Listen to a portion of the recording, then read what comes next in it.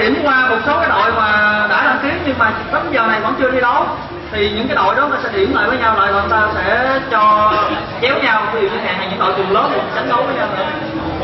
Có thì ta điểm lại đi. Điểm lại. Đã trận này thua.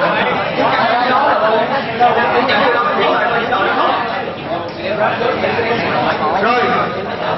Đội Tân Linh có biết ai chưa?